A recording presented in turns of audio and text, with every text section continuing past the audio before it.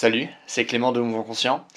Et là, en fait, ça va être le premier épisode de mon podcast. Je vous en avais parlé, je vous avais dit que j'allais commencer début de l'année 2018.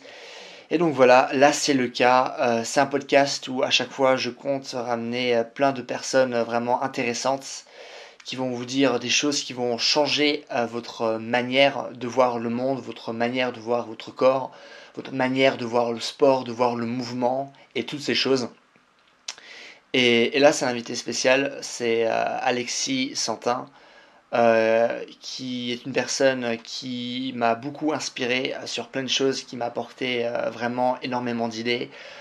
C'est lui qui m'a fait découvrir Ido Portal, c'est lui qui m'a aussi fait découvrir Nodi Aguilar. Et voilà, si je n'avais pas découvert aussi toutes ces choses grâce à lui, eh ben, probablement cette chaîne n'aurait pas été là, tout simplement.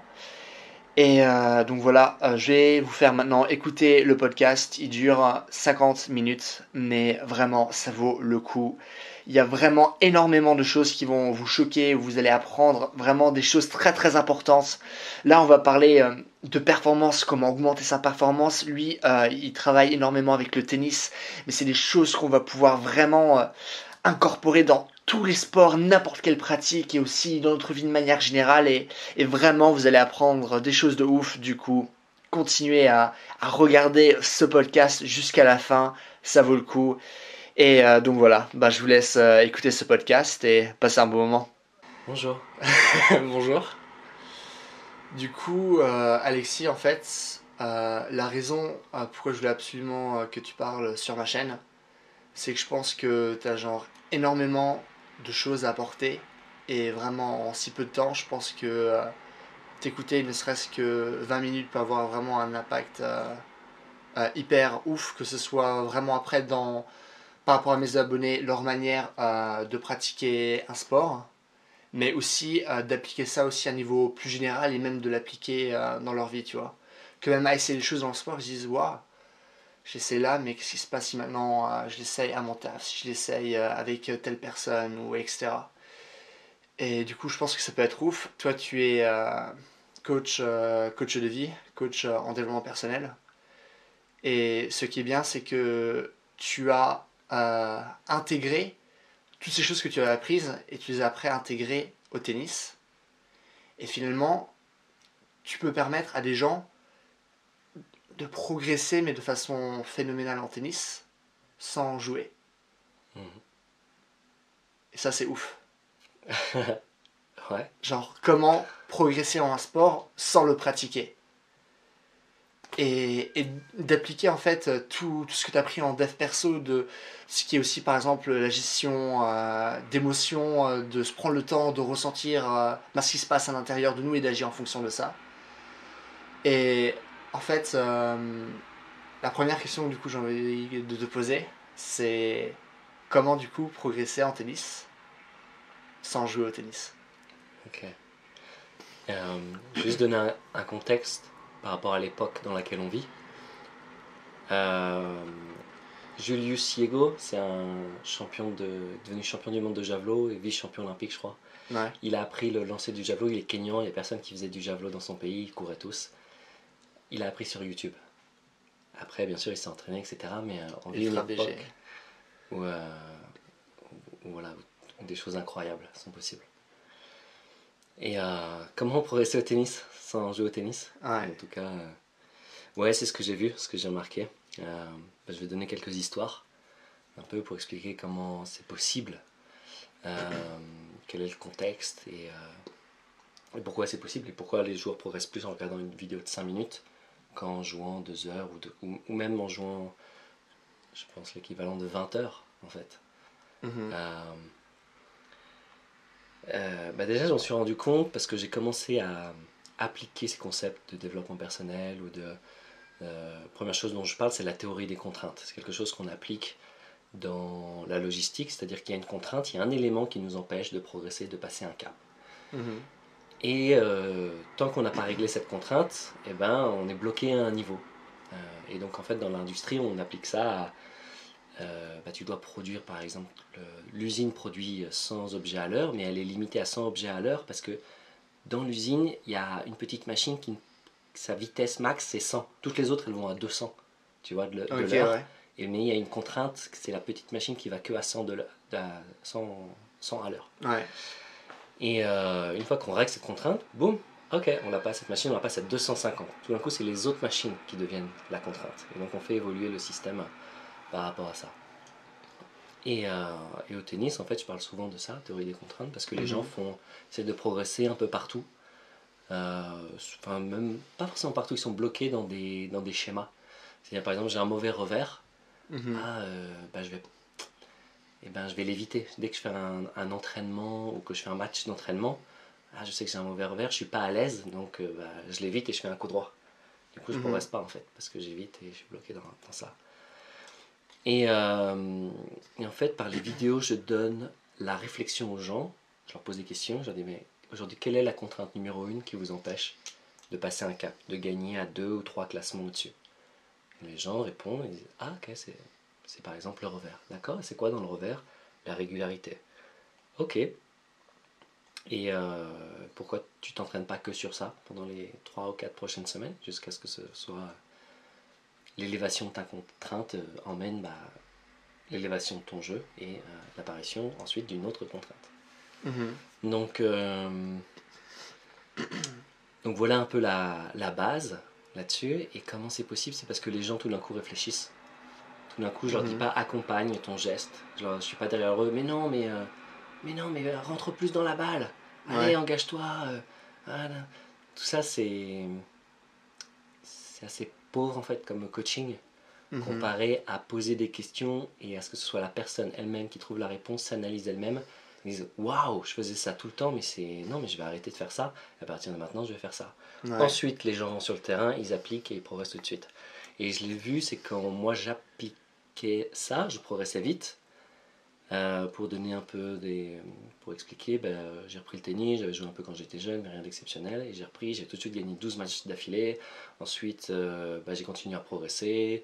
Et j'ai fait un tournoi sur le circuit professionnel, dans les qualifs, et j'ai même gagné un match dans ces qualifs, avant de perdre ensuite, contre le 1000e mondial. Et voilà, et c'est en appliquant tout ça et en racontant ça, et tout d'un coup, il y a des gens qui m'ont dit hey Alexis, j'ai appliqué ce que tu disais dans ta vidéo, et waouh, ça fait 5 ans que je suis bloqué à ce classement, et là, je viens de gagner 7 matchs d'affilée, et je viens de gagner à 3 classements au-dessus, etc. Voilà, je sais pas, faut que ce soit un petit peu large pour répondre à ta question. Ce que je trouvais intéressant aussi, c'est ce qu'on parlait tous les deux. Par exemple, tu prenais l'exemple du coach en mode rentre plus dans la balle ou frappe plus fort, etc. Et aussi ce dont tu me parlais, c'est ok, bon, là, dans les faits, techniquement, tu frappes pas assez fort. Mais tu es capable de frapper assez fort. Pourquoi tu ne le fais pas? C'est une conséquence, ouais. Ouais. Et ça, je trouvais ça vachement intelligent. De se dire, pourquoi tu fais ça? Et tu me parlais aussi en fonction de l'endroit où on se trouvait sur le terrain. Tu m'avais parlé d'un coaching que tu avais fait. Et de se poser la question, ok, là je suis à cet endroit du terrain, comment je me sens? Comment je me sens maintenant si je me rapproche du filet? Et donc de complètement délaisser toute analyse technique, vraiment se dire comment mon corps il est maintenant, comment je me ressens, et comment par rapport à ça je peux agir dans mon jeu. Ouais. Et je voulais savoir si tu avais d'autres choses à rajouter par rapport à ça. Ouais, ça je l'appelle la cartographie émotionnelle. C'est-à-dire que, pareil, on est dans des zones de confort. La plupart des gens, on est habitué à jouer 50 cm derrière la ligne de fond de cours. Et la plupart des gens, je leur demande comment tu te sens là. Ouais, bien. Je leur fais avancer d'1 mètre, 1,50 m devant la ligne. Tout de suite, je me sens un peu plus stressé, comme si il y avait une boule au niveau de l'estomac ou du thorax.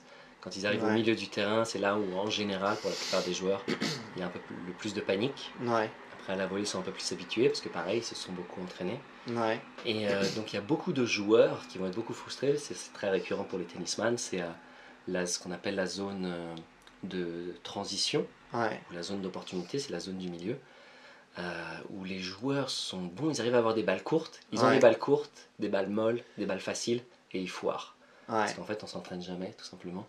Et il y a cette émotion qui vient là. Il faut que je finisse, qu'est-ce que je vais faire après? Et je l'ai vu avec beaucoup de joueurs qui m'évoquaient cette émotion. Donc je les fais jouer là-dessus. je les mets au milieu du terrain et je leur dis, parce qu'ils ont peur de mettre la balle faute aussi. Ça, c'est quelque chose aussi qui est lié aussi par rapport à notre système d'éducation, qui est, c'est mal de faire la faute.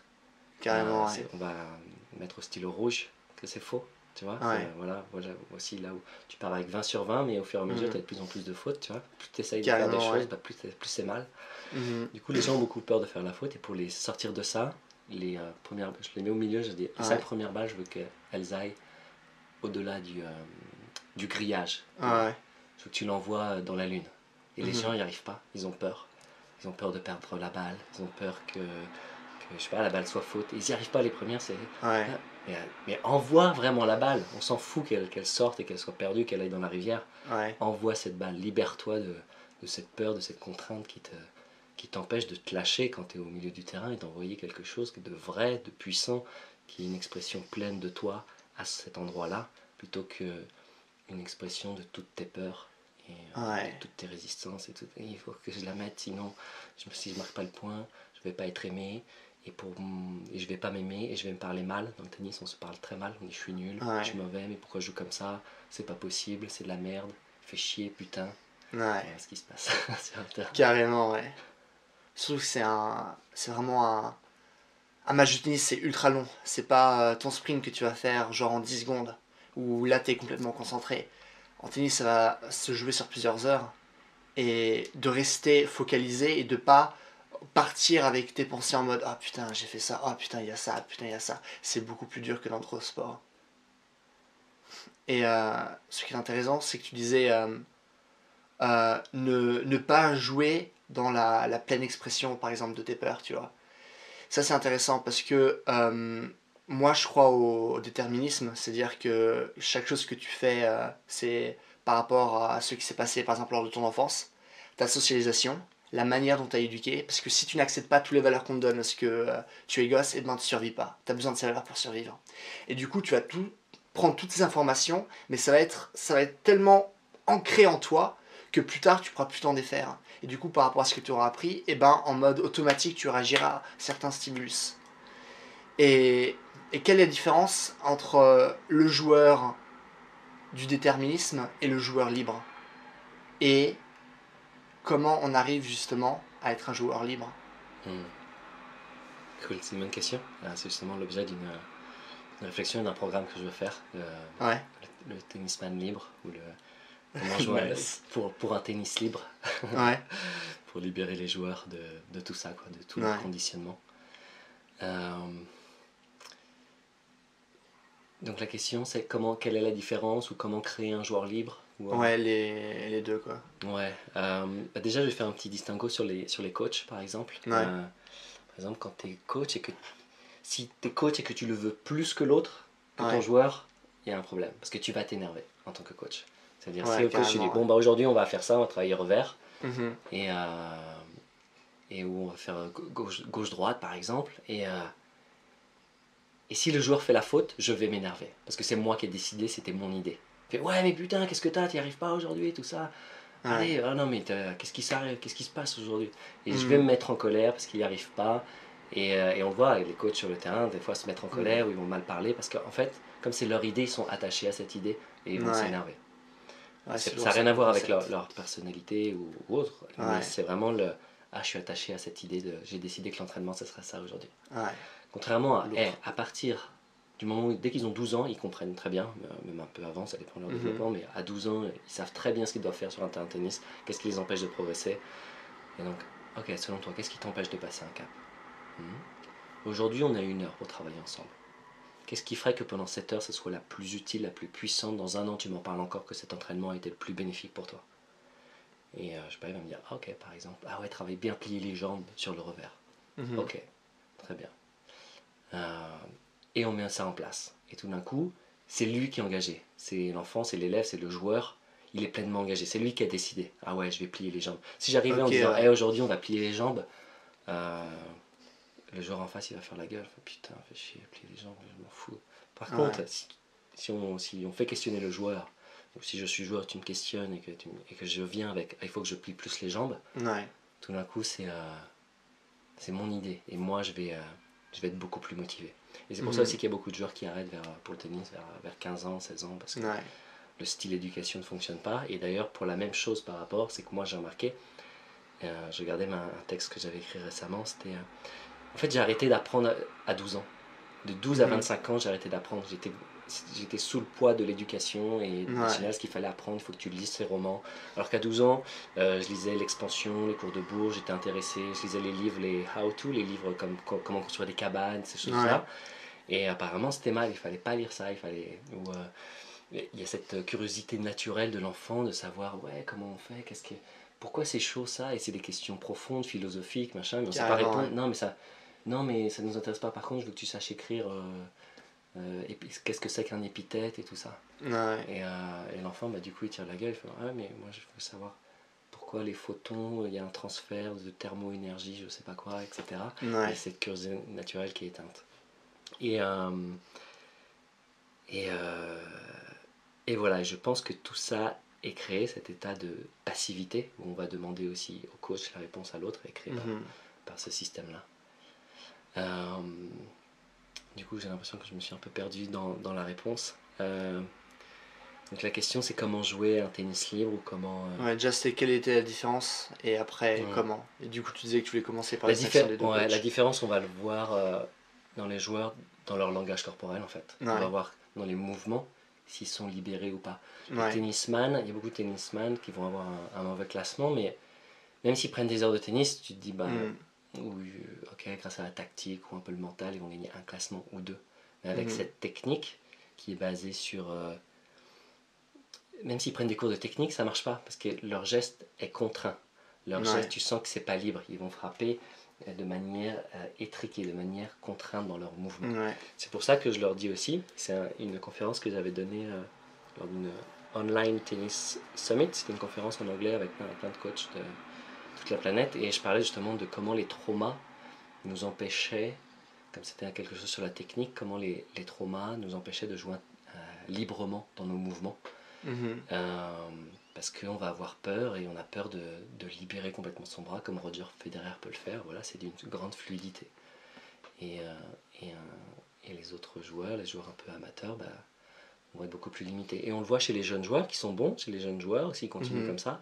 Les enfants, c'est très libre, ils envoient partout, on s'en fout. Et tout d'un coup, il y a la peur de faire la faute qui arrive.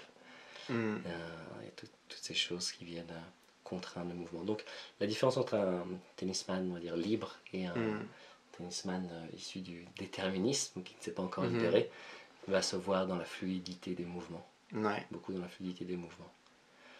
Et d'ailleurs, le tennisman déterministe issu de tout ça, il va mal se parler aussi. Parce qu'il va sentir en lui que quelque chose d'autre est possible, qu'il peut être beaucoup plus libre, et pourtant, il est dans sa contrainte, il est contraint de faire ses gestes, et c'est horrible, parce que tu sens qu'il y a quelque chose, il y a une explosion de vie en toi, quelque chose qui peut vivre, qui peut naître, et que tu laisses pas être exprimé, et du coup, tu mets la balle dans le filet en jouant contraint, t'es énervé. Voilà. Est-ce que vas-y, continue, des fois j'oublie si je... ça marche. Et du coup, le comment en arriver là, à être libre? Moi, par exemple pour l'exemple du tennis, et qui peut être appliqué ailleurs, il y a le fait de les libérer de leur peur, comme je t'ai dit tout à l'heure, on se met au milieu du terrain, je veux que les balles elles aillent... Il y a comme une peur un peu très archaïque et très ancrée. Au début, ils ont peur de mettre la balle au-delà du grillage, et tout d'un coup il y a comme une libération. Tout d'un coup, ils peuvent respirer. Tout d'un coup, le geste est libéré. Donc, sur le comment, il y a ça. C'est beaucoup parler des émotions, donc la cartographie émotionnelle. À tel endroit du cours, je sens ce stress. D'accord, on s'en libère. Ça peut être dû à plein de choses. Où on en parle, j'ai fait aussi un coaching groupe espoir, donc avec des jeunes. Et où, avec les jeunes, il va y avoir beaucoup le regard des parents. Ou de voir quelles sont les peurs derrière. Il y avait un jeune qui me parlait, moi ce qui me stresse, la plupart des joueurs, là à l'instant j'avais un commentaire sur YouTube d'un joueur qui avait du mal contre les joueurs mieux classés que lui. Il y avait un jeune qui me disait, moi je fais gaffe au ratio. Le ratio, c'est dans les classements, c'est un truc hyper compliqué dans les classements. Même moi, tout le monde s'en fout, je fais jamais gaffe au ratio, c'est ton nombre. de défaites significatives par rapport à un classement en dessous, simulé sur voilà, si tu montes plus tard. Tu vois. Et lui, ça le mettait en panique. Ah ouais, mais lui, il est 15-3, mais il va peut-être monter 15-2. Du coup, si je perds, ça va me niquer mon ratio. Et il paniquait à cause de ça. Il y avait un autre truc sur lequel il paniquait, c'était voir mon père qui lève les yeux au ciel. Et il y a tous ces comportements extérieurs qui vont nous contraindre, qui vont nous générer des peurs et nous faire jouer différemment. Et sur le comment, il y a ce concept de jouer au centre du mandala. D'avoir sa forteresse intérieure. La forteresse intérieure, c'est-à-dire au centre, c'est-à-dire dans ma forteresse intérieure, on peut imaginer ça, il y a, on va dire, mon mandala ou ma réelle victoire, ce qui est important pour moi. Par exemple, quand j'ai gagné mon tournoi de tennis il y a quelques mois, ce que je me disais, c'était joue au centre du mandala, joue par amour pour toi. Alexis, le score n'a rien à voir avec toi. Ça n'a rien à voir avec toi, le score. Que tu gagnes facilement, que tu gagnes... par exemple, je gagnais 5-0 contre le prof du club, et je commençais à me dire, ah oui, ça se fait pas, il faut laisser un jeu, c'est le prof du club. Et je commence à perdre les points, et tout d'un coup, je me dis, mais Alexis, le score ne te regarde pas. Ça n'a rien à voir avec toi. Joue pour ce que tu veux, quoi, pour ce que tu aimes. Et je gagne 6-0 finalement. Et donc, dans ce concept de forteresse intérieure, on va avoir des pensées qui viennent assiéger notre forteresse intérieure. Ces pensées comme mon père qui lève les yeux au ciel. Il y a un litige sur le terrain. Quelqu'un qui fait une remarque, le vent, ou je viens de louper une balle facile. Tout ça, et tout d'un coup, je vais y penser. Je vais être attaché à cette pensée. Et ces pensées sont comme des catapultes qui essayent de rentrer dans la forteresse intérieure. Là où je me focalise, ma pensée principale, on va dire. Le centre de mon mandala. Et l'idée, c'est d'utiliser justement ces pensées extérieures, ces attaques extérieures, comme des alliés, qui sont juste des rappels. Ah, je commence à penser au vent ou à trouver une excuse. Ah oui, c'est juste un rappel pour jouer par amour pour moi. C'est juste un rappel pour jouer au centre de mandala. C'est juste un rappel pour jouer ce qu'on appelle ma réelle victoire, qui est un concept de Benoît Fouché. Je voulais le citer. Je trouve ça ultra cool, quoi. Ultra cool. J'ai écouté un interview d'Ido Portal il y a pas longtemps, et il parlait de la manière dont lui il l'enseigne à ses élèves. Et du coup, il y a son schéma qui est très connu, qui est isolation, intégration, improvisation. Et du coup, l'improvisation serait finalement l'étape la plus haute du mouvement. Sauf que lui, à la fin de l'interview, il dit « Mais je sens qu'il y a encore quelque chose derrière ça. Il y a encore quelque chose plus haut que l'improvisation. Mais je ne sais pas ce que c'est. » Et c'est comme aussi par rapport au déterminisme. On se dit « Ah bah tiens, je peux être plus libre, etc. Je peux être comme ça, ou je peux être comme ça, ou je peux être comme ça. » Mais justement, je peux être comme ça, c'est aussi des choses qu'on a déjà dans la tête. Du coup, on est plus libre, mais pas forcément. Et du coup, moi, ce qui m'intéresse, c'est justement qu'est-ce qu'il y a derrière tout ça en tennis. C'est quoi le tennis de demain? Ok, je vois. Et effectivement, dans ce schéma isolation, intégration, improvisation, ça me fait penser isolation, c'est vraiment aux théories des contraintes. On isole, ah tiens, il y a ça. Intégration de la contrainte dans le système, au niveau plus haut. Et improvisation, bah voilà, maintenant je suis déjà un petit peu plus libre, mais qu'est-ce qu'il y a ensuite? Parce que je suis libre dans certains conditionnements, entre guillemets. Et qu'est-ce qu'il y a au-delà de ça? Ouais, je te parlais de laisser Dieu jouer à travers moi. Et que tout d'un coup, c'est comme si on se nettoie et qu'on devient la pure conscience. Pour comprendre ce que c'est la conscience et pour aller plus loin, j'inviterai ceux qui écoutent à l'introduction d'un livre qui s'appelle L'âme délivrée de Michael Singer. Et dans ce livre, il explique bien qui on est. Tu penses être Clément, je pense être Alexis, mais c'est un label, c'est la conscience qui expérimente être Alexis, qui expérimente être en train de parler. Mais je ne suis que le témoin de ces choses-là. Cette conscience, elle est juste en train d'expérimenter ces différents états. Et dans le tennis de demain, on peut dire qu'il y a une évolution dans le tennis. Premièrement, on va dire l'aspect technique. Et même encore aujourd'hui, au niveau de la fédération, c'est la technique, il faut progresser sur la technique. Alors que tu prends le top 100 mondiaux, ils ont tous une technique différente. On s'en fout. Par contre, ils ont une technique libérée. Ils sont tous libres dans leur mouvement. Enfin, la plupart. Et en tout cas, ils sont très libérés dans leur mouvement. Mais ils ont tous une technique différente. Donc, il y a quelque chose qui ne va pas dans l'enseignement, déjà, dans ce premier niveau, qui est que le premier niveau. Ensuite, les joueurs ont commencé à s'intéresser au physique, à devenir plus forts physiquement. Et on fait que du physique, c'est les années, on va dire, 90, on commence à faire vraiment du physique, à faire du cardio. Aujourd'hui, c'est très intégré, c'est important, on fait la préparation physique au tennis. Ensuite, il y a une nouvelle évolution qui était mentale et tactique. Et il y a eu un livre qui était à la base de l'enseignement psychologique un peu dans tous les sports, qui est The Inner Game of Tennis de Timothy Gallwey, qui a été écrit dans les années 70. Mais on s'est intéressé de ça à partir de vraiment que ça a été commencé à être appliqué dans les années 90. Par exemple, Agassi a fait appel à Tony Robbins. Il est redevenu numéro 1 mondial dans les années 2000. Maintenant, aujourd'hui, on travaille aussi le mental, c'est important, le mental, etc.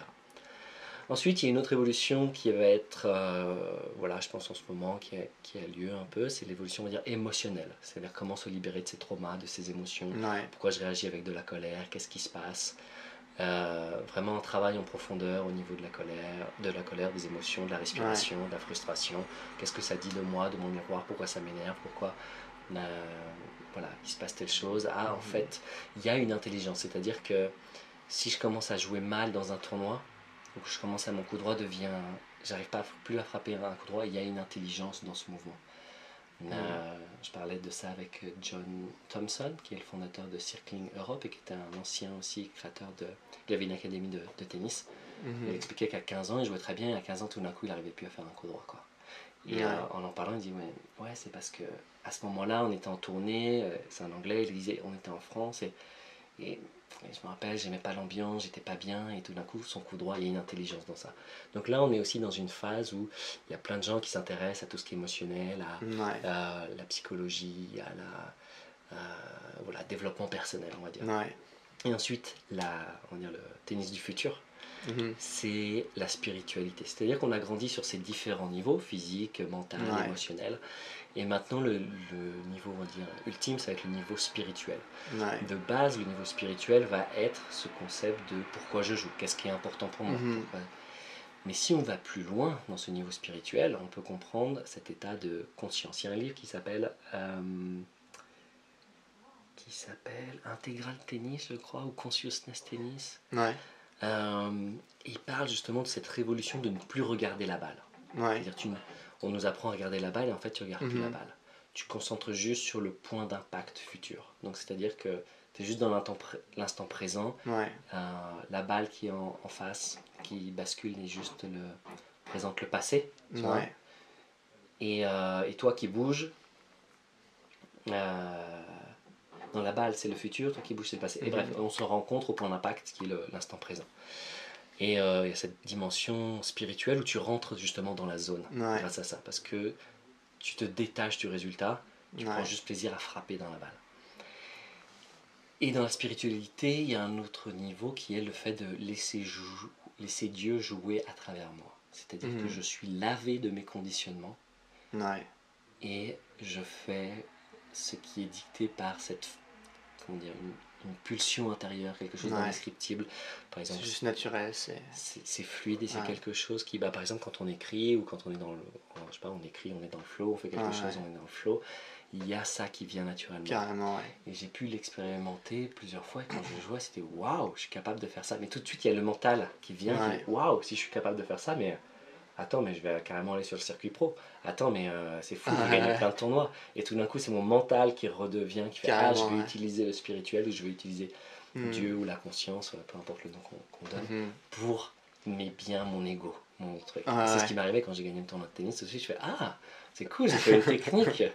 J'ai juste à jouer au centre du mandala, jouer par amour pour moi et tout d'un coup, je vais tous les niquer et gagner. Et ça marche pas comme ça, il faut faire un mental. Et laisser Dieu jouer à travers moi, quand j'ai eu ces sensations, c'est comme si tout d'un coup il y a cette grande fluidité, et ça fait peur parce que ça vient rencontrer mes propres. Tout d'un coup je me sens hyper puissant. Tout d'un coup, même ma voix commence à changer presque. J'annonce les scores et c'est 40-30. et tout d'un coup, ça vient rencontrer mes propres peurs. Et donc, des fois, ça dure pas très longtemps parce que je fais oh là, mais ça se trouve, il le prend mal que je parle aussi fort et tout. Carrément, ouais. Et donc, voilà, à peu près, je dirais les différents niveaux d'évolution possibles et les pistes d'évolution du tennis. C'est vachement cool, ouais.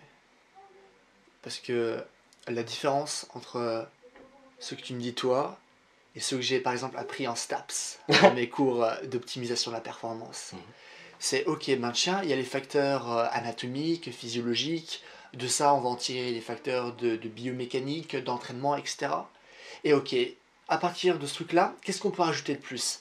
Ah ben tiens, si on leur donne des bains d'eau froide avant un effort, ah ben tiens, ça c'est bien. Ou si on rajoute ça, etc.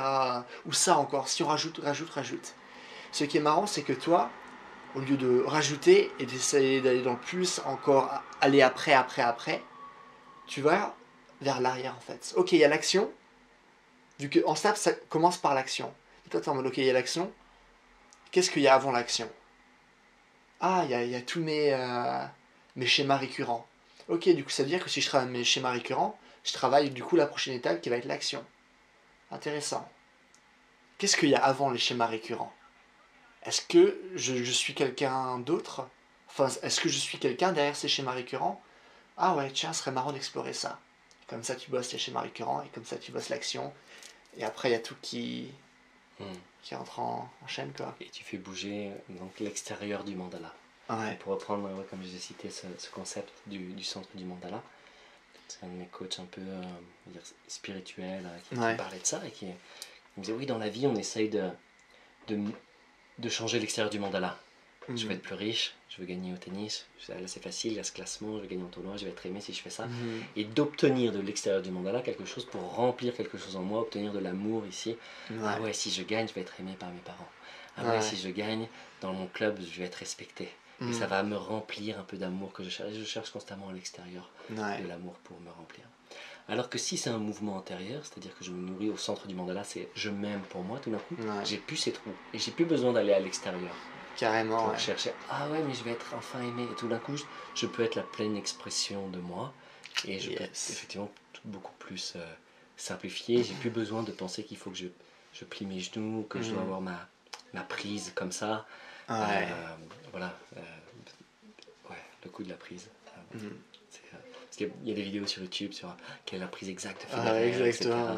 Et moi j'ai plutôt enseigné, non, le son, quel est le son agréable, qu'est-ce qui est agréable.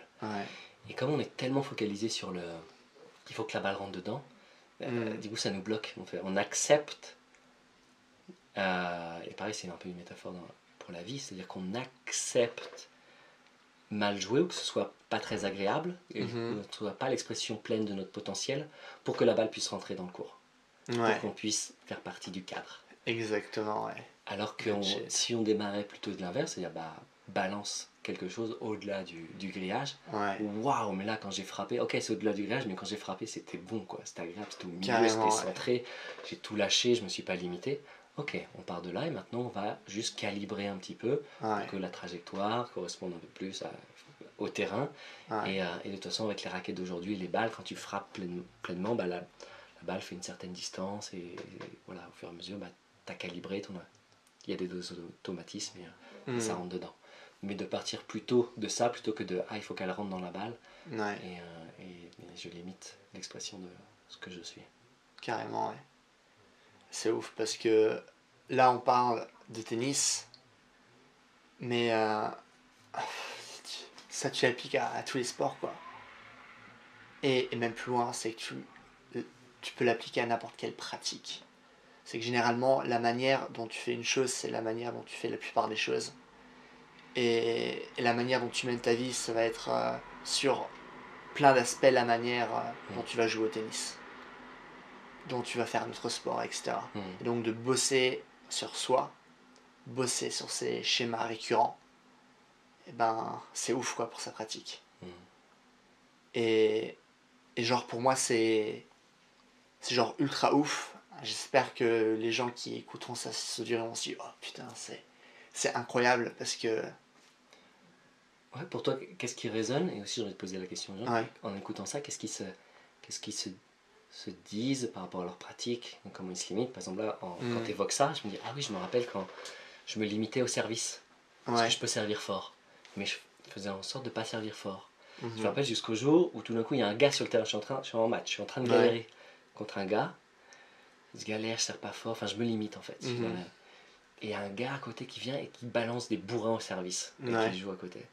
Ah, mais c'est vrai, moi aussi je peux faire ça. Et tout d'un coup, je commence à servir fort. Et tout d'un coup, il n'y a plus de match et c'est bon, c'est facile. Et je me rendais compte, et c'était aussi une métaphore pour la vie, pourquoi je peux bien servir, je peux servir les gens, je peux les aider, et je le fais pas pleinement, je me limite inconsciemment. Il y avait ça, il y avait le fait de tiens, j'ai peur du regard des autres, de ce que vont penser des gens. Je pense aux gens qui étaient dans le club et qui avaient un classement moyen, mais même très loin de moi en fait. J'avais peur, si j'explose trop, si je joue trop, j'avais peur de ce regard. Je me disais, qu'est-ce que ça veut dire de moi? Ouais, ça, il y avait beaucoup ce truc de la limitation et du résultat. Là, lors des championnats de France, je sentais que je pouvais aller loin. Et je perds au premier tour après avoir une balle de match, j'ai envie de mourir. Et je sens voir à quel point j'ai pas frappé un coup droit du match. J'ai pas frappé, j'ai pas été moi. Pourquoi? Ah oui, je voulais gagner, je voulais montrer. Voilà. Donc ouais, pour toi, qu'est-ce qui t'a parlé? Tu voulais peut-être terminer là-dessus? Moi, ce qui m'a parlé, enfin, pour moi, c'est vraiment... Déjà, il y a l'ensemble auquel je me sens très connecté, vu que c'est aussi ma philosophie sur plein d'aspects. Mais aussi, moi, ce que j'aime, c'est que lorsque, par exemple, j'ai appris quelque chose, et où la plupart des gens genre sont d'accord à dire oui, ça c'est la vérité, et qu'on me dit un truc, finalement, ah mais non, en fait, c'est ça la vérité. Oh damn, je sens toute cette puissance, j'ai toute cette euphorie, parce que je me dis, waouh, j'ai réellement appris quelque chose, tu vois. Et moi, ce qui me passionne aussi à cette discussion, c'est que pour tous les gens qui pensent être de la même manière que moi, entendre ça, c'est genre, waouh, putain. Le cadeau que j'ai eu, quoi, je me suis pris une demi-heure et j'ai appris tous ces trucs. C'est énorme, je peux être plus réel, je peux mieux me sentir dans ce que je fais, je peux me sentir plus fort. Donc ça a l'air d'avoir été intéressant pour toi, mais ça veut dire que comment ton comportement va changer suite à ce qu'on a dit, ou ou comment tu vois que tu peux appliquer ça, soit dans ta vie, dans ta pratique, ou comment les auditeurs peuvent modifier leur comportement. Je pense que la première chose, c'est de se rendre compte qu'on fait déjà tout par automatisme, peu importe ce qu'on fait, et de commencer à réfléchir et à ressentir. Parce qu'il n'y a pas d'action sans sensation au préalable. C'est-à-dire qu'on passe à l'action parce qu'on a ressenti quelque chose, on a vu quelque chose, on a écouté quelque chose, etc. Et donc d'arrêter de se focaliser sur action, mais ce qui se passe avant l'action. Ce que je ressens. Du coup, ça, c'est quelque chose qu'on peut déjà appliquer. Et une deuxième chose qu'on peut appliquer, c'est le pourquoi. Pourquoi je fais ça? Pourquoi j'ai fait le mouvement comme ça? Genre pas en mode putain là mon dos il était trop courbé, pourquoi je fais cette merde, etc. Non, faut que je fasse une rétroversion du bassin pour que mon dos soit plus droit, etc. C'est en mode mais pourquoi lors de ce mouvement tu le faisais pas? T'étais capable de le faire. C'est différent si tu n'as pas du tout les compétences pour le faire. Mais généralement pour plein de choses on a les compétences de le faire, mais on ne se laisse pas la permission de le faire. Pourquoi? Où je peux retrouver ce pattern quelque part d'autre dans ma vie. Comment je peux travailler là-dessus. Et petite parenthèse sur le pourquoi. Dans le tennis, on peut dire le pourquoi, on va le garder plus après les matchs pour analyser un peu ce qui s'est passé. Et il y a un truc qui marche bien, c'est se demander mais qu'est-ce que je vais faire la prochaine fois. C'est-à-dire qu'en match, on n'a pas vraiment le temps d'analyser en profondeur. On met la balle dans le filet, on veut faire un passing et on la met dans le filet. Souvent on se dit mais putain, mais pourquoi j'ai fait ça, je suis nul, c'est ce qui se passe dans l'entraînement habituel. Et si on se pose pas la question pourquoi, et ça arrive, mais pourquoi je fais ça, on va commencer à trouver des excuses un peu. On va dire, pourquoi je fais ça, ouais, je me suis pas bien réveillé ce matin, mais ah oui, j'ai pas ma raquette, j'ai pas ça, j'ai pas mon bon cordage, j'ai pas... Ouais. Donc si je me demande qu'est-ce que je vais faire la prochaine fois, ah mais oui, la prochaine fois je vais la mettre un peu plus haut. On obtient tout de suite la réponse en fait. Carrément. C'est un petit truc mental pour les joueurs de tennis qui nous écoutent et qui peuvent être dans cette spirale infernale. J'étais en championnat par équipe dimanche dernier. Et il y avait un jeune, mais il jouait très bien, mais tout de suite il rentrait vite, il faisait 2 fautes d'affilée, c'était spirale vers le bas. Mais pourquoi je fais ça, mais c'est nul. Mais... Alors que juste une question peut totalement changer ta mentalité. Ouais. Qu'est-ce que je vais faire la prochaine fois? C'est lourd, ouais. Carrément. Parce que ça, pendant que tu dis ça, j'ai réfléchi à où moi j'ai pas me posé ces questions. Et par exemple, je remarque aussi lorsque j'explique des mouvements à des gens, ou par exemple, j'ai fait un tuto sur les muscle-up, et je suis sûr qu'il y a des personnes qui vont refaire pile les mêmes exercices encore et encore et encore jusqu'à ce que ça marche. Mais finalement, elles seront en mode, ah, Clément il a dit ça, du coup c'est vrai, je vais faire ça. Ah, j'ai vu ça dans ce livre, c'est vrai, je vais faire ça, etc. Et du coup, ils se prennent pas la peine de ressentir et se dire, est-ce que ça marche vraiment ce que je suis en train de faire?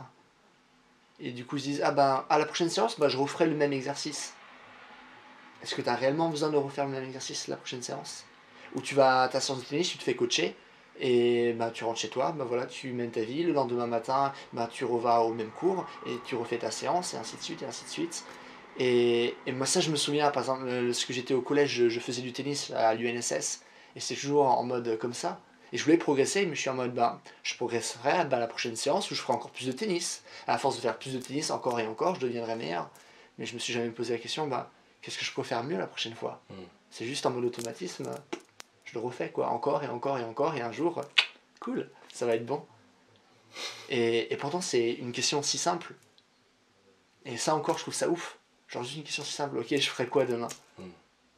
Et rien que ça, ça a un impact ouf. Ouais. C'est n'importe quoi, genre un truc aussi simple.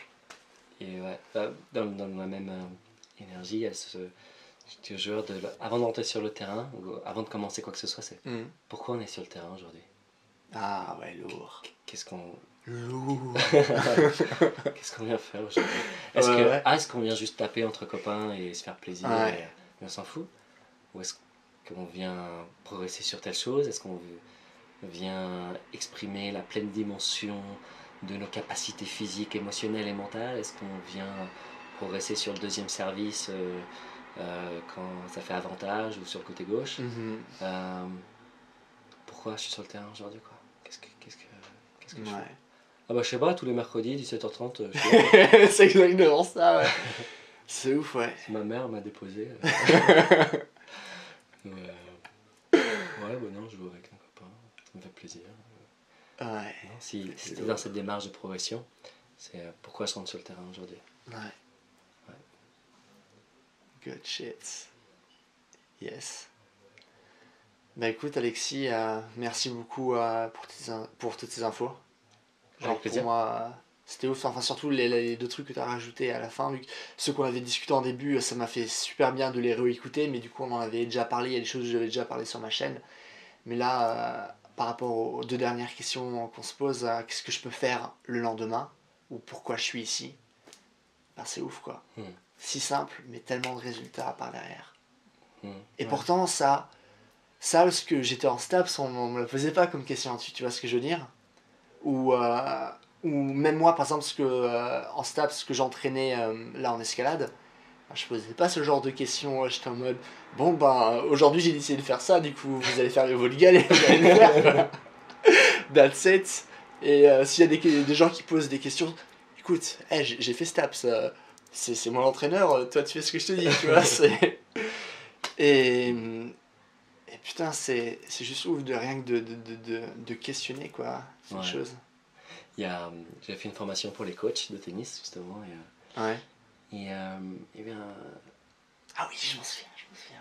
Je sais pas si c'est ça, bah, tu pourras me dire, mais en tout cas, il y avait un coach qui me racontait, où j'expliquais le concept de l'un des meilleurs atouts d'un coach, c'est de se mordre la langue. Et c'est-à-dire parce qu'on sait beaucoup de choses et on est en mode observateur, donc je peux critiquer chaque pas, chaque mouvement, je peux dire que c'est nul et qu'il vaut mieux faire comme ça. Parce on sait beaucoup de choses et on est en mode observateur. Et je dis non, le but c'est de la questionner, c'est que ça vienne de lui. Ah, si moi je sens mon pourquoi, tout d'un coup sur le terrain je sais pourquoi je suis là et tout d'un coup je vais être beaucoup plus motivé. Ouais. Je pose les questions. Et un coach qui me dit ah ouais, ça je le sais. Parce qu'une fois, j'étais tout en train de parler accompagne, oui c'est ça, vas-y, ah non c'est pas ça, mets plus là, mets plus ta raquette comme ça, engage-toi dans la balle, mets tout.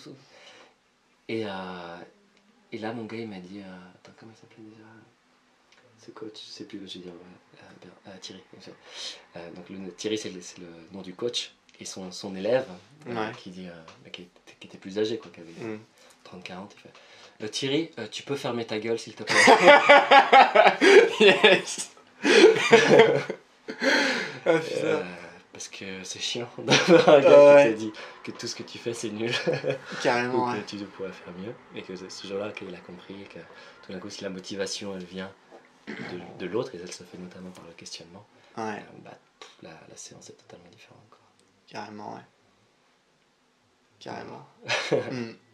Non, je pensais pas à ça justement. Tu m'avais parlé d'un gars une fois que peu importe ce qu'on lui disait, il disait non mais moi j'ai fait ça et j'ai appris machin truc. C'était genre oui mais, non mais, à chaque fois comme moi en mode ah oui tu me poses une question mais non genre c'est vraiment moi l'entraîneur. Toi, si tu restes à ta place s'il te plaît, voilà. Et ouais. Comment faire pour en savoir plus sur toi et ce que tu fais? Ok. Alors j'ai deux choses. Pour le tennis, il y a Tennis Tactique, il y a une chaîne YouTube, il y a un site.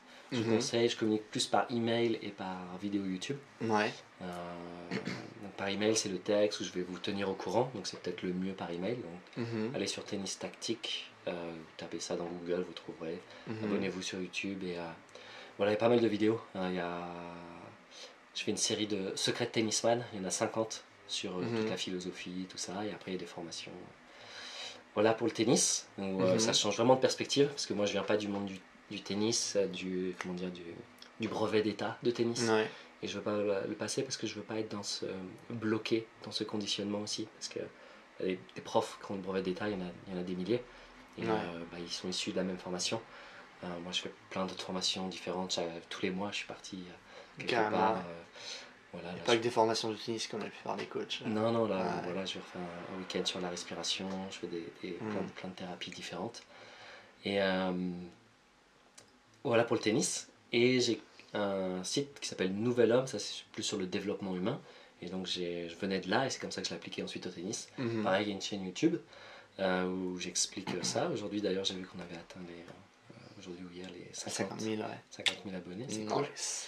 Et pareil, email et YouTube, donc allez sur nouvelhomme.fr ou sur la chaîne YouTube, email et YouTube, c'est comme ça que je communique. Et voilà, sur la philosophie, développement humain, comment être meilleur, comment trouver ma passion, comment être ce que je veux être dans ce monde et arrêter d'être forcé à avoir un geste contraint pour jouer dans les limites du terrain dans la vie. Good. Bah, je mettrai le truc là en fin de vidéo. Il y a toujours un truc où tu peux cliquer sur la chaîne de quelqu'un d'autre. Je mettrai les trucs aussi, tous les liens dans la description et dans les commentaires. Comme ça. Merci Clément. J'aime beaucoup ton enthousiasme à chaque fois. Ouais. C'est cool. C'est agréable. Et voilà, j'aime beaucoup ta chaîne. J'aime bien parce que je me dis, ouais, mais il n'y a personne qui parle de tout ça. Et c'est tellement important. Et quand je vois à peine, je sais pas, un grand coach qui va dire le quart de ce que tu peux dire, ça va faire le tour sur les réseaux sociaux. Ah, regardez, il parle des émotions, c'est beau, c'est machin, tout ça. Et alors qu'il a dit un dixième de ce que tu peux dire dans tes vidéos.